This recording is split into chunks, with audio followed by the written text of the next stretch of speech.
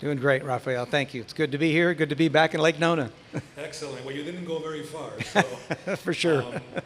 let's start by giving the audience a little bit of background, because for sure you're doing something very different than what you were doing. We met 6 years ago when I moved to Lake Nona. Yeah. So give us a little bit of a story of what are you doing and how did you navigate into doing this that you're doing today? Well, thank you for the question.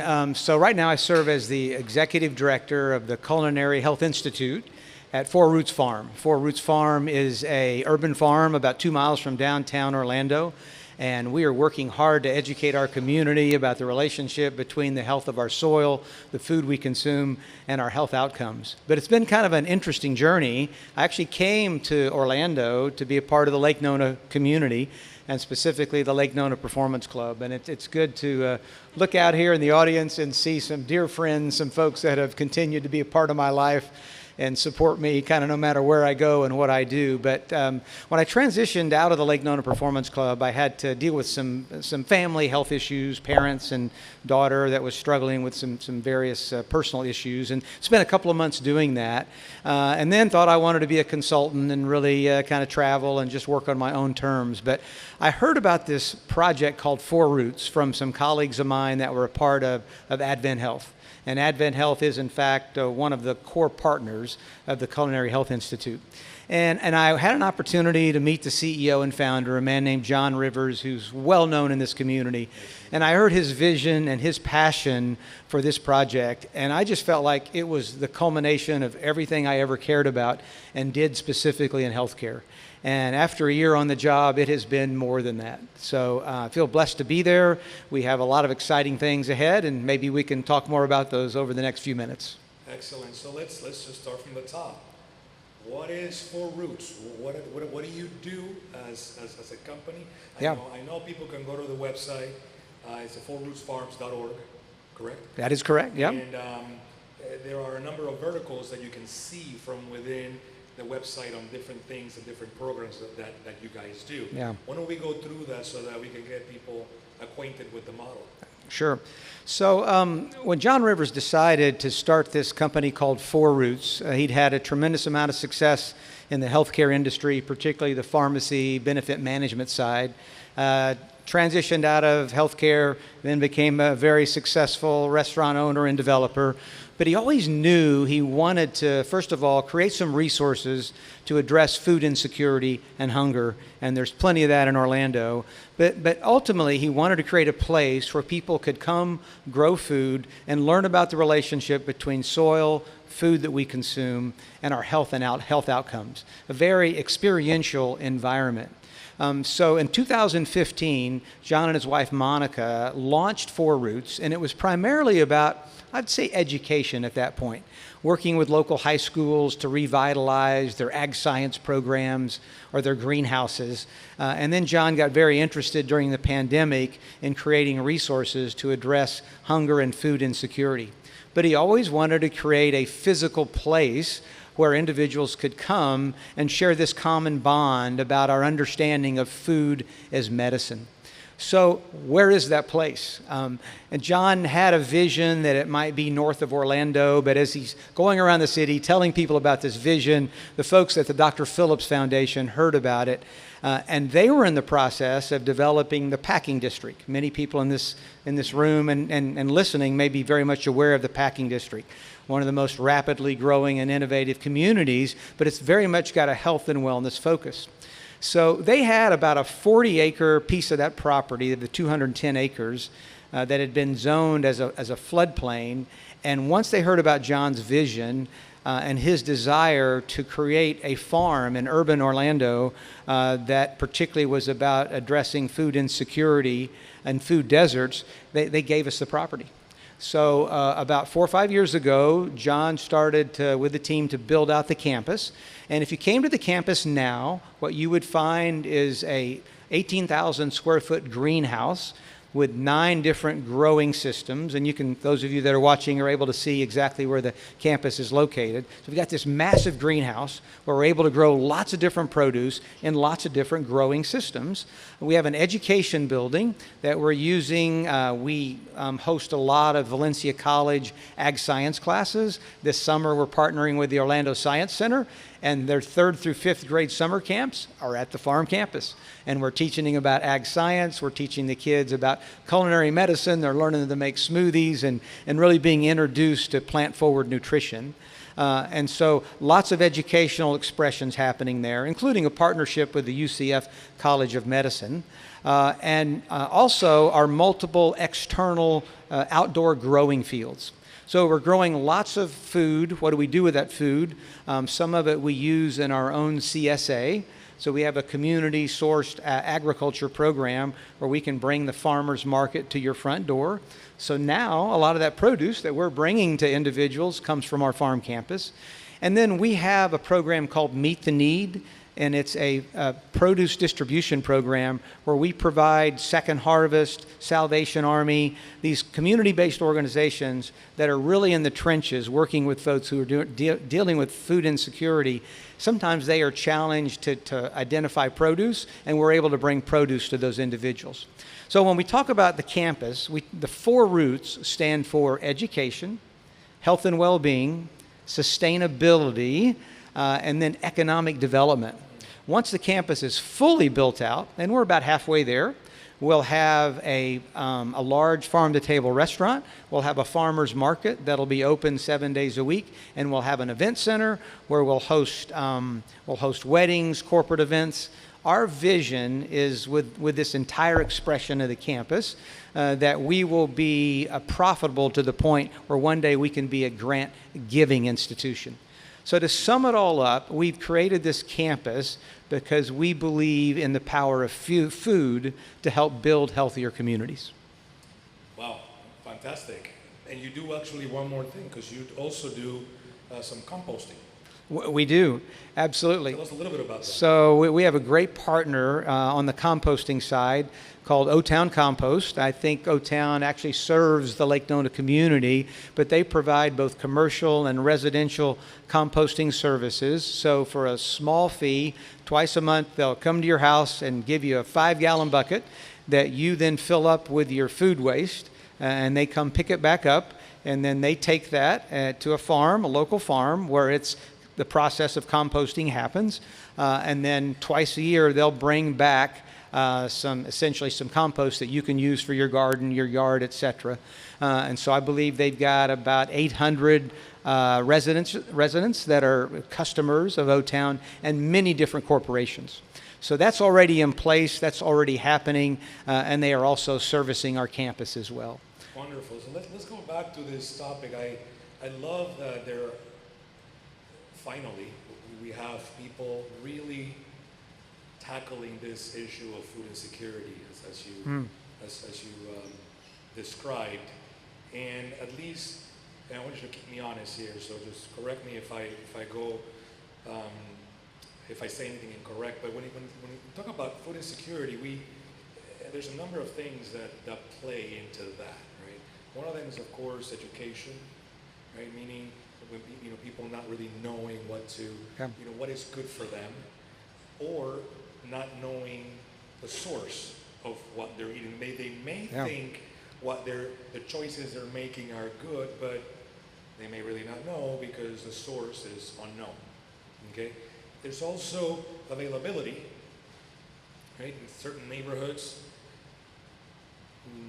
may not have the quality of food available. And there's been this stigma for many, many years. I remember that, soda and chips are actually cheaper than produce, which we know is not the case. We know that we can do better, but still, there is that mentality, right? And if you walk into a place and 90% of what your choices are pre-processed, then that's a problem, right? So it's availability, it's the economics of it. Do you guys see it that way as well, and that's part of the effort that you're putting into solving the problem? Absolutely. When you talk about food as medicine, you have to first start with the issue of hunger and food insecurity. Because one of the things we know definitively, if you are living in a food insecure home, your health costs will be about $2,000 a year higher than individuals that have access to plenty of food, even if it's the wrong food. Now, it's interesting when you talk about this concept of food insecurity. Hunger, people understand, missing meals, and most of us have probably never been in that situation. But food insecurity, the statistics show nationally that about 10% of Americans are food insecure. They've got some food and some money, but they're not quite sure if it's enough to provide for today, this week, or the rest of the month. Now, many of us have had a recent experience with food insecurity. Think back to the pandemic, particularly early on when grocery stores maybe weren't open, or when you were able to go into a grocery store and the food you needed or your family preferred wasn't there. The shelves were empty, possibly, particularly if you needed baby formula. There were moments where all of us were a little bit uncertain, insecure about our food. Imagine living like that. Now, we were food insecure. We had the financial resources, but the supply chain let us down. The reverse is food insecurity when there's plenty of food around you, but you literally can't afford it. So about 10% of Americans live like that every day. Am I going to have enough money to get through the week, the month? How am I going to feed my kids in the summer when they're not able to access school lunch programs? These are the complexities that about 10% of Americans face. But in certain segments, the numbers are even more staggering. We recently had a great visit from the executive leadership team of the Orlando VA. Mr. Tim Cook and his team came over, and Tim educated us that about 30% of veterans are food insecure. Wow. And a high percentage of college students and even medical students are food insecure. So yes, it is where you have to start as far as this equation is concerned. And really, we like to talk about addressing it in 3 steps: access, education, and inspiration. So we have resources. We have a mobile farmers market. This Saturday, if you want to come out to the farm, we're hosting the community farmers market from 9 a.m. to 1 p.m. and would love to show you the farm campus. I'll be there and be happy to give you a tour. But we have a market, that mobile market, that comes to Lake Nona and other more affluent communities, but we go to the Salvation Army. We go to other parts of Orlando that struggle to access fresh produce, and that's all we sell at our farmers market and our mobile farmers market. And we take SNAP cards, and we're Fresh Bucks eligible, which means if you have a SNAP card and you purchase fresh fruits and vegetables, the value of that card is doubled. So access and then education, exactly what you said, is helping people understand the benefits of plant-forward nutrition, and particularly since the pandemic, the price of eating healthy is no more than the price of eating unhealthy. And then lastly is inspiration. The choices that we make around food are so complex. Some of them are sociological, upbringing, our emotions, etc. But many people, they don't think about getting into the kitchen and being inspired. So that's where the Culinary Health Institute comes to play. We get people in the kitchen, teach them how to use a blender again, to make smoothies in a nutritional way, to get their families in the kitchen together. So you certainly have to address it, and we think all 3 elements, access, education, and inspiration, are equally important in that process. That's wonderful. Do you think, so I want to get into the topic of technology, because I'm very curious about the greenhouse that you mentioned. But before we jump into that, it's at least in my mind, it makes sense when we talk about everything you're saying makes perfect sense. There's some of us who are fortunate enough to be able to have the means and the opportunity, financial means and the opportunity to actually pick and choose, what we eat. And then there's many others, who don't. But then you have the opposite side of that spectrum, whereas how much food we actually waste. Yeah. Right? Yeah. And as a country, as a community, and I grew up in the 70s in a third world country where they would tell you have to clean your plate. because there's some kid in some other country Yep. who doesn't, who doesn't have what you have, right? And we know that all comes with all kinds of different problems, but is part of your education program also talk about what to consume and how much to consume? Yeah. Tell me a little bit more about that. Well, it's kind of schizophrenic. I mean, the issue of food waste. So every day America produces enough calories, enough food for every person in this country to have 3,000 calories a day. Wow. We only need about 2,000, and then 40% of our food gets thrown away. So we have a major problem with food distribution. Now, I grew up on a cattle farm in southern Missouri, almost right on the Arkansas line. My grandfather, he farmed beef cattle, and we lived on his farm for 6 years, and we moved to Kansas City. But every summer I would go down there and live with my grandfather, haul hay. But my grandmother was a cook at the local hospital. And she had about a 2-acre garden on that campus, on their property. So when you see firsthand how hard it is to produce food, 90% of the food we consume came from that farm. Wasting it was untenable because there was a very visual experience that you had watching your grandfather get up at 5 in the morning, all the things he had to do to take care of his cattle, your grandmother doing her thing. And so this whole concept of you eat every bite on your plate because somebody in some country is doing without. I think we've lost that concept. And so for us, the purchase of food and the consumption of food is so far apart from where it's grown, we've lost our appreciation for the complexities of food production and the sacrifices that are paid by the farm industry. So we discard food as if it was really meaningless to us.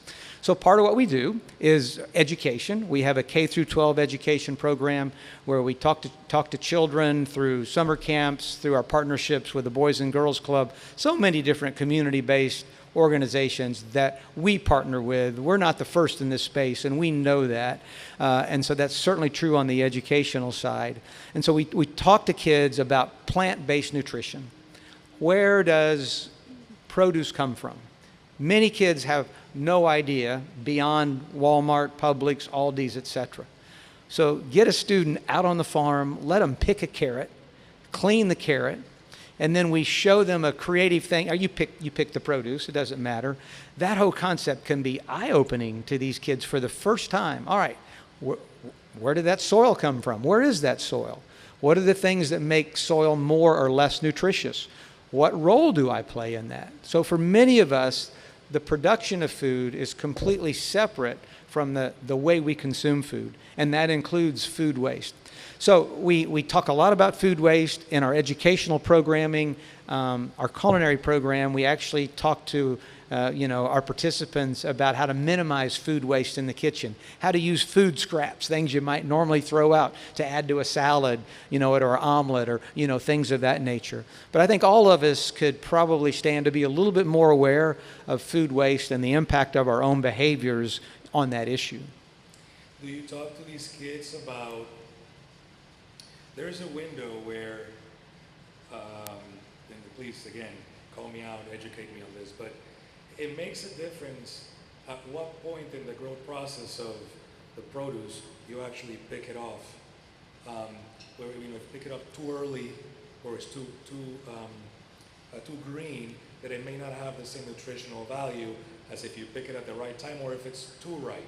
Is that part also of the education program for some of these kids? Yeah, it is. So our farm campus, we talked about the greenhouse, and our greenhouse has all these multiple growing systems, and it's a lot about production. We're trying to grow a lot of food for the various uses that I previously described. But outside, behind our education center, is what we call our permaculture forest. and doesn't look very foresty right now. It got flooded with Hurricane Milton, and we had to start our growing all over again. But the idea is basically you go out into the permaculture forest, and the things that we're growing are labeled. There's 127 different forms of produce there. You're able to, eventually you'll be able to scan a QR code, learn about the produce, when to pick it, when to grow it, what are the ideal growing seasons as well. So yes, that is a part of the educational process. Now, I'm talking a little bit out of my league right now because I'm not a part of the education team. I can talk about the medical side all day. But we've seen some pretty profound things with kids. And I'll just give you one example. And John Rivers tells this story way better than I do. But early on, when Four Roots was really about addressing education, John was able to access some produce and provide it free to a local school, to the parents. So that we'd bring the produce to the school, the kids would take it home. And so we asked the teachers to help us understand how was the produce being used. And so a lot of the kids would talk about, hey, we made this, or we tried this recipe. And then one little girl said, well, every time I bring the produce home, my mom throws it out. She just puts it in the trash, and couldn't understand that. It was $25, $30 worth of produce every week. That's a lot to most of us. And at a parent-teacher conference, the teacher just couldn't help herself, and she asked the mom, you know, we're trying to provide you with food. We hear from your daughter, you're throwing this out. Is there a problem? And she said, my daughter told me that this food comes from the dirt, and I don't feed my kids dirty food. Now, that's telling, right? It's not her fault. She didn't know. She didn't understand. We're so many generations removed from people living in an agrarian society that most of us never think about where that food comes from. So from our perspective, the earlier you start to educate kids, the better. So when they get to be parents, not only do they know where it comes from, they're able to grow it in their own home and provide the most nutritious options they can for their own children. That's a wonderful story.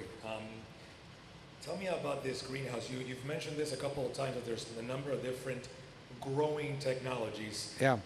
Safe to assume that we're talking about like hydroponics, or is it something completely different? No, I think you're right on there. We have multiple forms of hydroponics. So hydroponics is when you grow the produce or the plant directly in water. There's no soil involved.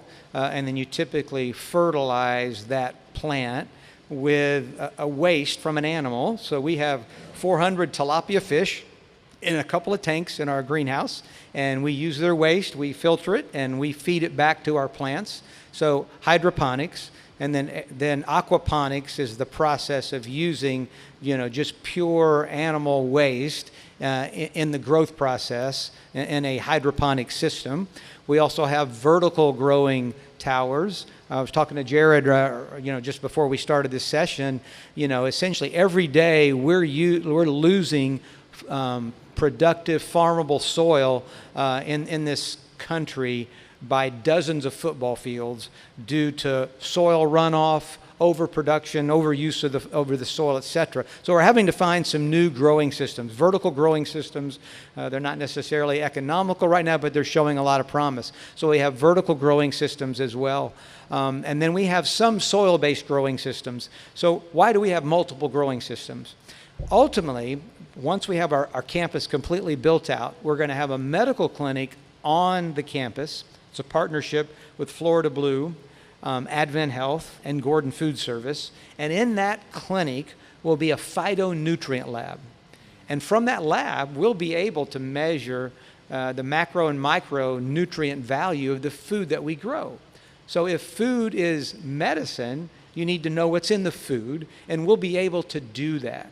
So if we're trying to increase lycopene levels in a tomato because it's been shown to reduce the risk of prostate cancer, we want to know, is it hydroponics, aquaponics? Is there a certain form of waste that leads to a higher nutritional product? And then we want to provide that in various forms to individuals who need it.